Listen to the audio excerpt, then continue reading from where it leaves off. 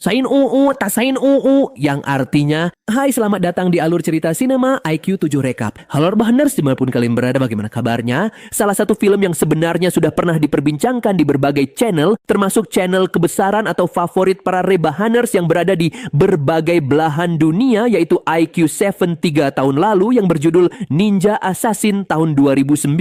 Ingin rasanya kembali merasakan sensasi adrenalin yang selama beberapa minggu terakhir ini yang sudah mulai terkikis. Karena mental dan keberanian kita dikhawatirkan melemah dan besar kemungkinan dibully oleh orang lain, jangan sampai hal seperti itu terjadi. Karena laki-laki punya harga diri, jangan jadi orang bujur halus. Nah, dikarenakan besok pagi saya harus buru-buru ke TPS pemilu untuk menjadi linmas atau lindungan masyarakat, jadi langsung saya pasang headset simetriskan bos terbahan kencangkan celana dalam. Selamat menonton dan cekicrot.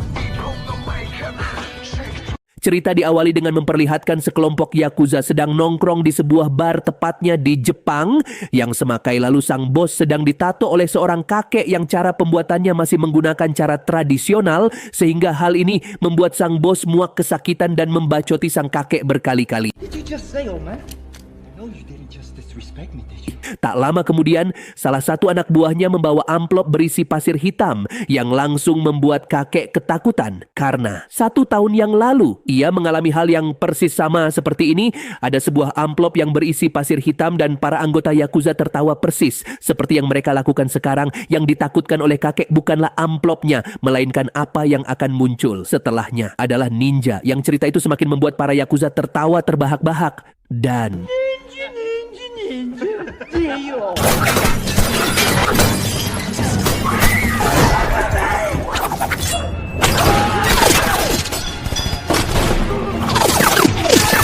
ya, semua yang dikatakan si kakek pun menjadi kenyataan ketika sesosok ninja yang bersembunyi di kegelapan dengan begitu brutalnya membantai seluruh member Yakuza termasuk Big Boss. Sehingga di saat yang bersamaan, kakek merasa sangat takjub dan juga sekaligus berkeringat dingin ketakutan. Karena mitos tentang keberadaan ninja kecuali Zoro adalah nyata dan bukan hanya dongeng semata.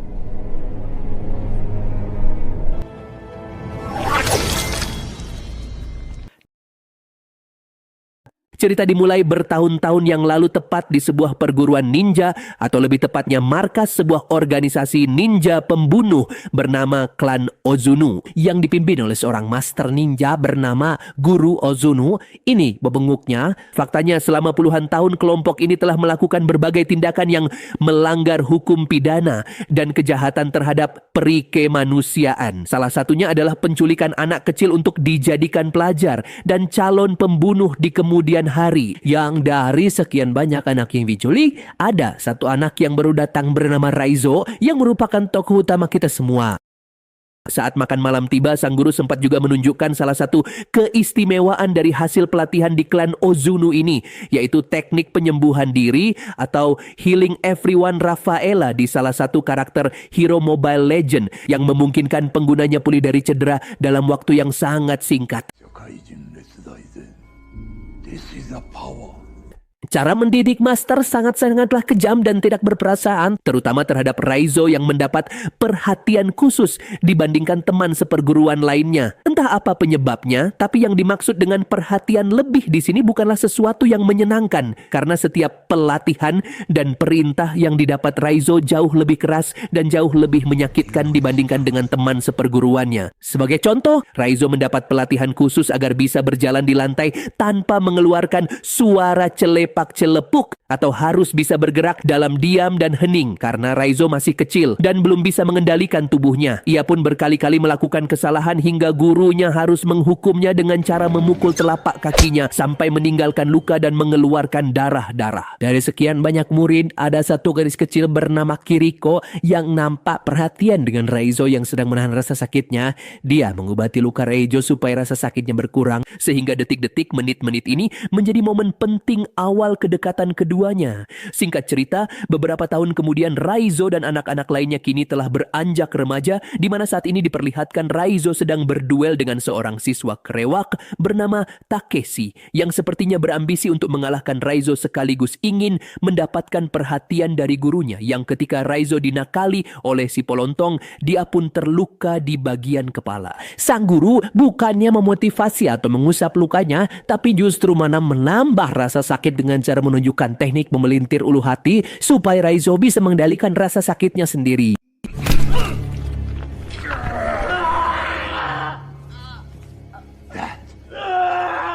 Here is your test, Raizo. Very good, Raizo. Pada tahun berikutnya, Raizo kembali menjadi satu-satunya murid yang mendapat pelatihan khusus, yaitu mengasah panca inderanya dengan menutup mata selama 1 tahun penuh, sehingga dari sekian banyak murid hanya Raizo yang berhasil mencapai level tertentu di dunia ninja, yaitu dibuktikan ketika dia berhasil mengalahkan si Takeshi dengan mata tertutup. Giliran Kiriko yang bertarung, ia mampu mengalahkan lawannya dengan mudah, namun sang master memberikan perintah lain yang cukup berat yang mengharuskan Kiriko melukai lawannya dengan serius. Karena Kiriko menolak perintahnya, maka dia mendapat sanksi langsung dari sang guru berupa satu tebasan yang melukai wajahnya. Tak selesai sampai di situ, karena untuk memberikan rasa jera dan menanamkan rasa takut konsekuensi melawan perintah sang master, Kiriko kembali mendapat penalti berupa penjara selama 1 bulan, di mana Raizo yang merasa berhutang budi pun berinisiatif membantunya bertahan hidup dengan memberinya air minum melalui selang kecil. Kiriko yang sudah muak dengan si master dan sudah tidak tahan lagi bertekad untuk melarikan diri, di mana hal itu dilihat Raizo dan menangkapnya karena jika dia melakukannya, maka hukuman yang didapat akan sangat-sangat berat, yaitu kematian. Namun Kiriko tetap yakin dengan keputusannya karena semua makhluk hidup berhak mendapatkan kehidupan dan mempunyai hak untuk menunjukkan atau menentukan jalan ninjanya masing-masing seperti halnya Naruto.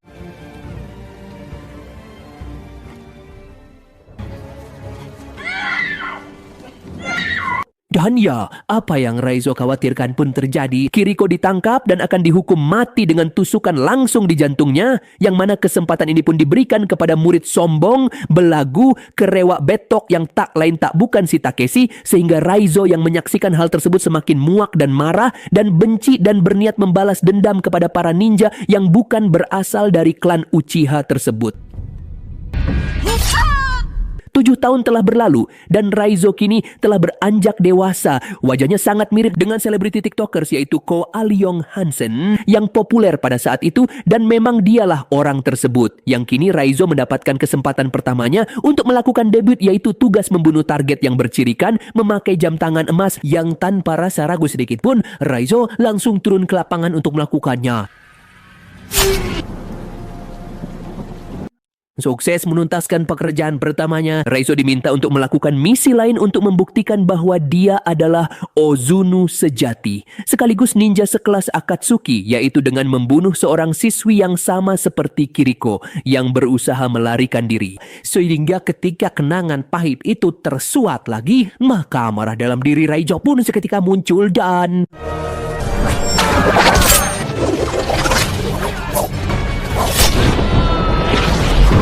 Entah bagaimana kronologi detailnya setelah kejadian tersebut, intinya sang guru mengira Raizo telah berkhianat dan meninggalkan kenang-kenangan kecil berupa luka di wajah yang membuat satu mata si guru pecat mamam sialbo. Dan cerita baru si tokoh utama akan benar-benar dimulai ketika Raizo memulai hidup barunya dengan identitas yang baru. Dan inilah Dayakuji-san. Loh, dan inilah Ninja Assassin.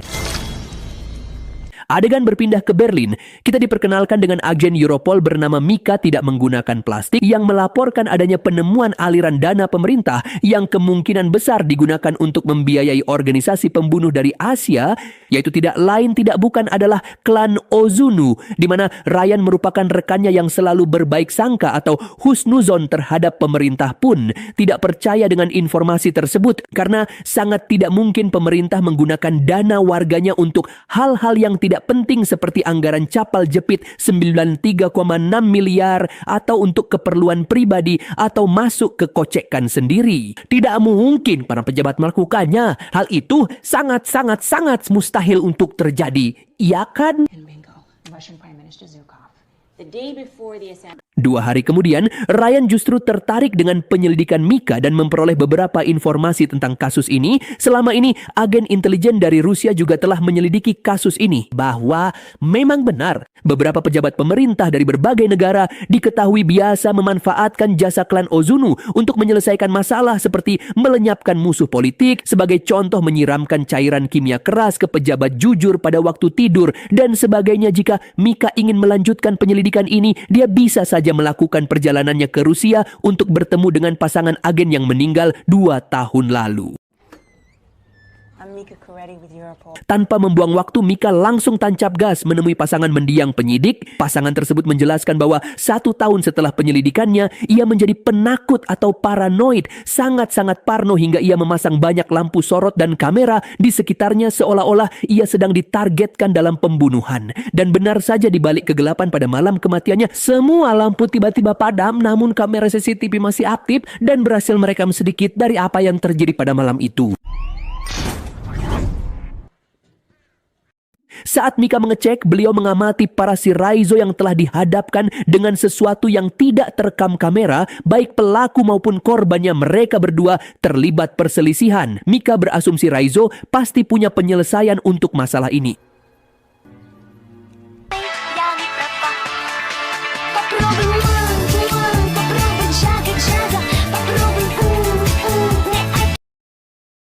Kembali ke Raizo dengan kehidupan barunya di kota, dia kebetulan berada di tempat pencucian atau semacam laundry pada saat seorang wanita Jepang memohon bantuannya. Karena berkat pada saat waktu pengalaman pelatihannya di Konoha, Raizo memiliki insting yang sangat tajam hingga dapat menyadari jika wanita yang ada di depannya saat ini adalah seorang ninja yang diutus untuk membunuhnya, sehingga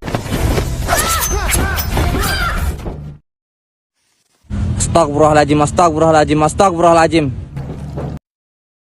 Raizo sendiri berdiam di apartemen biasa. Setiap pulang dari luar rumah, Raizo selalu mengecek barang-barang miliknya untuk memastikan tidak ada orang yang memasuki di kediamannya. Dan ketika agenda latihannya tiba, Raizo sewaktu-waktu teringat perkataan sang master tentang jalan hidup seorang ninja, bahwasanya rasa sakit adalah sebuah kelemahan setiap individu. Sebagai contoh, rasa sakit hati, jiwa, ekonomi karena kalah dalam pemilu 2024 karena sudah keluar banyak harta tahta dan tanah. Oleh karena itu, satu-satunya cara untuk mengatasinya adalah mengendalikan rasa sakit itu sendiri.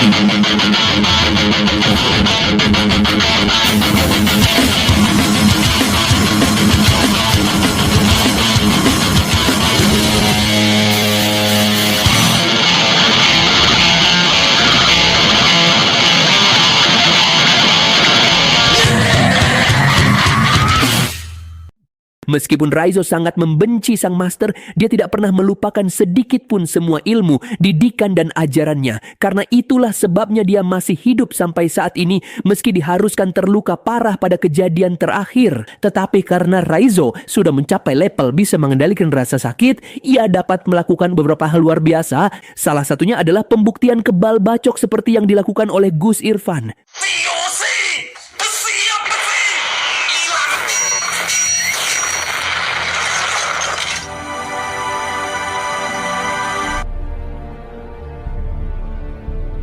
Tak hanya itu, Raizo mempunyai senjata favorit bernama Kusarigama atau semacam senjata yang terdiri dari rantai dan lading tajam berukuran kecil yang akan sangat berbahaya jika digunakan oleh orang yang tidak profesional. Tetapi di tangan para sepuh, suhu, senior, spesialis dan ahlinya, Kusarigama adalah senjata yang sangat mematikan.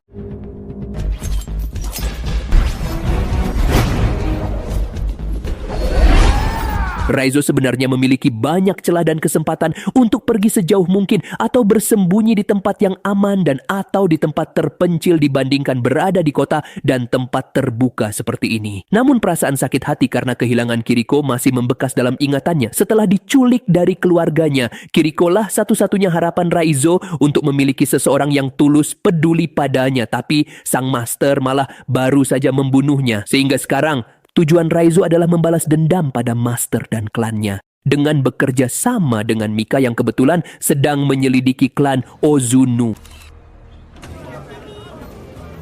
Kembali ke Mika yang sedang berada di kantornya, dia kedatangan seorang utusan dari pemerintahan yang rupanya atau nampaknya mulai mencurigai tentang penyelidikan yang dilakukannya, sehingga Mika segera menemui Ryan untuk mengabarinya bahwa kecurigaan mereka berdua selama ini mungkin benar karena tidak mungkin pemerintah mengirim seseorang untuk menemuinya hanya untuk mengkonfirmasi penyelidikan ini, sehingga Ryan yang mulai khawatir dengan keselamatan Mika pun menyuruhnya untuk segera tinggalkan kota ini dan pergi cari tempat aman untuk sementara waktu. Sesampainya di rumah, Mika mendapatkan informasi dari tetangganya tentang listrik padam secara tiba-tiba, sehingga Mika menjadi sangat khawatir karena dari hasil penyelidikannya bahwasanya tanda-tanda awal munculnya ninja pembunuh selalu ditandai dengan matinya lampu yang ketika saat memasuki kamar. Alangkah terkejutnya Mika saat menemukan sebuah amplop berisi pasir hitam dan tiba-tiba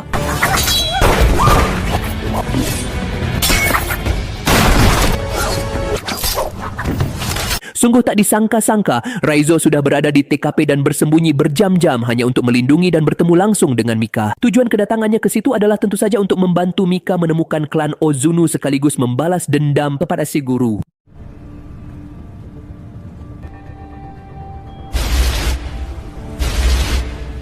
Keduanya pun berhenti di sebuah pasar modern untuk mengubah penampilan demi mengurangi resiko ketahuan, di mana Mika yang bahlol pun malah menghubungi Ryan untuk memberitahukannya bahwa dia saat ini bersama Raizo, sehingga Ryan segera memberikan lokasi tempat untuk mereka bisa bertemu. He wants Ozunu, but he needs... Sesampainya di lokasi pertemuan, Raizo yang memiliki naluri yang kuat langsung menyadari niat Ryan untuk menangkapnya dan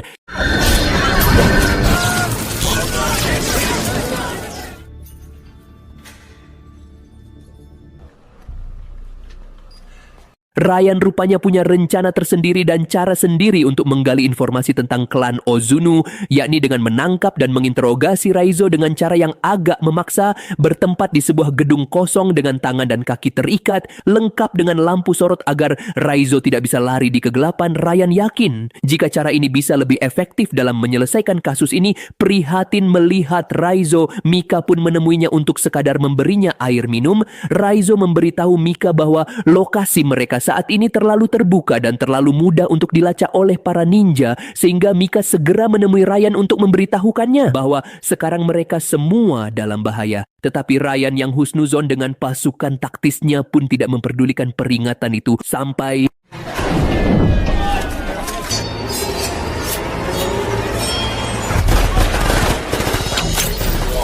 ketika para ninja sedang sibuk membantai pasukan taktis, Mika sendiri terlihat sedang melepaskan ikatan Raizo tepat saat satu ninja sudah keburu masuk ke dalam sana dan Ryan yang awalnya ceroboh dalam meremehkan para ninja, kini tidak bisa bersembunyi dan hanya menyaksikan anggotanya dibunuh satu persatu. Raizo menyuruh Mika untuk pergi dulu ke mobil, sementara dia akan menghadapi semua ninja sendirian. Little brother.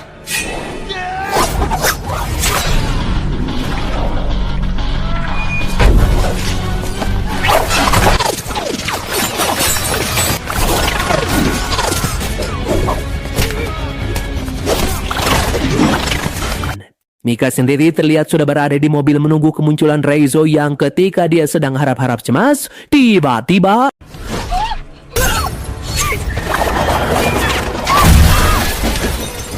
kembali lagi ke Raizo yang masih bertarung di dalam gedung walaupun kemampuannya di atas rata-rata. Jika dikincah terus-menerus lama-kelamaan akan lelah juga, maka dari itu Raizo memilih tempat lain yang lebih terbuka untuk melanjutkan pertikaian ini.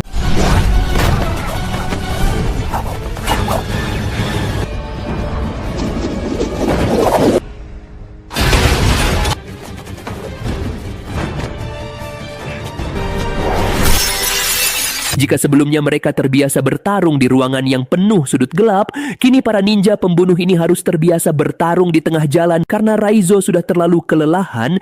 Akhirnya ia lengah pada saat terkena tebasan pedang yang pada saat Takeshi hendak mengakhirinya, tiba-tiba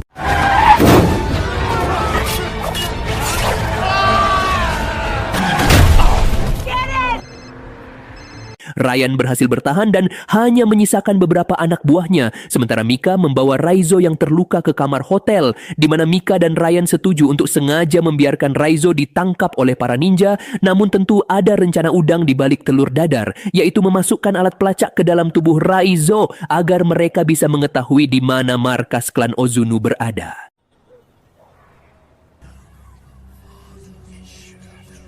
Raizo dibawa dalam kurungan besi untuk diserahkan kepada sang master, yang sepanjang perjalanan ke sana, Raizo memilih untuk tenang dan tidak panik. Justru ia diingatkan akan ajaran sang master mengenai teknik penyembuhan diri dengan menggunakan segel tangan yang berfungsi mengubah cakra menjadi obat yang efektif seperti halnya Tsunade atau Sakura di serial anime Naruto, saking manjurnya sehingga bisa sembuh dengan sendirinya tanpa bantuan obat colek atau zambuk. Sesampainya di markas, Raizo langsung berhadapan dengan sang master yang kini sudah terlihat memprihatinkan. Beliau sangat-sangat kecewa dengan tindakan Raizo yang memilih untuk berkhianat. Padahal saat pertama kali tiba di tempat ini, sang master melihat potensi besar dalam diri Raizo. Dan ada secercah harapan bahwa Raizo akan menjadi penggantinya untuk menggantikan kepemimpinan klan Ozunu di tempat ini pada kemudian hari. Namun kenyataannya takdir berkata lain, sehingga kini Raizo harus menerima hukuman mati atas pengkhianatan yang telah dilakukannya. Tepat diperlihatkan kepada Takeshi dan para siswa lain, sang master bukannya langsung membunuh Raizo, melainkan ingin puas menyiksanya terlebih dahulu dengan menggunakan jurus yang sama, yaitu jurus memutar ulu hati. Pada saat Raizo batuk darah, sebuah alat pelacak kecil keluar dari mulutnya tepat saat Takeshi menyadarinya. Tiba-tiba meski para shinobi ini bisa muncul dan hilang dalam kegelapan, tetapi ketika dihadapkan dengan pasukan tentara bersenjata berat, tetap saja mereka kewalahan dan tak sempat mengelak dari peluru yang ditembakkan. Sementara itu, Raizo yang diikat sudah dilepaskan pun memilih untuk masuk sendirian mencari Takeshi dan si master untuk membalaskan dendam atas Kiriko. Dengan 2 pedang di tangannya, Raizo harus menghadapi Takeshi dan 4 anak buahnya. Momen ini pun benar-benar memacu adrenalin karena pertarungan dilakukan dari jarak dekat dengan senjata beterbangan kemana-mana.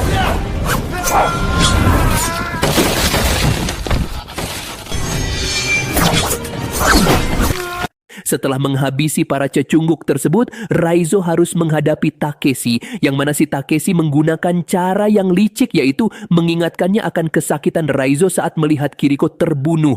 Tanpa disadarinya, Takeshi malah melakukan kesalahan besar dengan mengingatkannya pada momen itu, karena justru memancing kemarahan dan kebrutalan Raizo yang justru membuat si Takeshi gelisah, was-was, khawatir, dan cemas dibuatnya.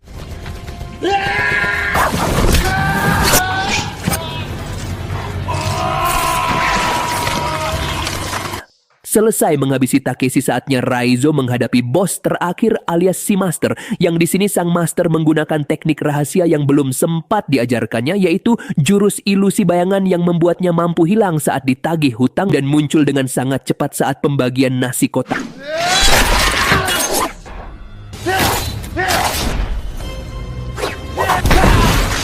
Raizo diserang berulang kali hingga berdarah-darah dan dihajar habis-habisan oleh si master yang bergerak sangat cepat. Padahal Raizo sudah berusaha sekuat tenaga untuk meladeninya, dia tidak punya peluang untuk menang melawan jurus tingkat tinggi yang dimiliki gurunya. Pada saat eksekusi Raizo akan dimulai, tak diduga Mika berhasil menyelamatkannya. Namun, sungguh sangat disayangkan si master tiba-tiba hilang dan pindah ke belakang dengan jurus tingkat tingginya dan menusuk bagian dada kiri Mika yang membuatnya langsung lemas terjatuh. Dan sungguh sangat memprihatinkan. Untuk kedua kalinya Raizo harus kehilangan orang baik dibunuh oleh tangan busuk masternya, yang pada detik-detik, menit-menit ini Raizo benar-benar sudah muak dan tidak tahan dengan gurunya. Rasa murka, amarah, darah tinggi yang ada pada dirinya pun memacu cakra Kurama dalam tubuhnya keluar, sehingga tanpa disadari Raizo, ia bisa meniru sebuah jurus tanpa dia harus mempelajarinya terlebih dahulu, seperti halnya Uchiha Kakashi. Kini saatnya si master menjadi tak berdaya saat melihat harimau yang sudah dibesarkannya lebih kuat, lebih ganas, lebih beringas, lebih cepat, dan sangat-sangat lebih luar biasa menguasai jurus rahasianya. Sehingga jangan salahkan Pak Anis jika disebut Imam Mahdi. Apabila si master sudah dekat dengan ajalnya, dia pun harus tewas pada saat itu juga.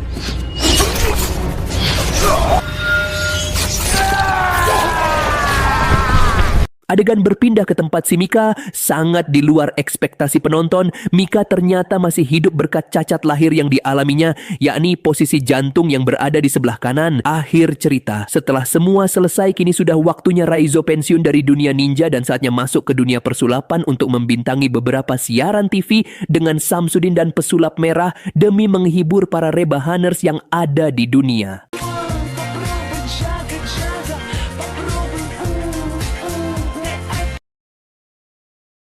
Tamat, ending yang cukup meninjakan. Sama seperti tokoh utama kita yang nekat mengkhianati gengnya. Hidup itu emang penuh pilihan. Ingat, untuk memenangkan kehidupan pasti akan dihadapkan dengan berbagai pilihan. Sebagai contoh, berani atau ikhlas. Kalau tidak berani, terima saja dengan lapang dada. Kalau tidak ikhlas, beranilah untuk ubah situasi. Saya Barsa, bukan Messi dari pengembang ide yang bertugas mengucapkan terima kasih dan sampai jumpa di video berikutnya. Adios. Yurustai Jutsu, Kakashi Sensei. Cuau, cuau, cuau.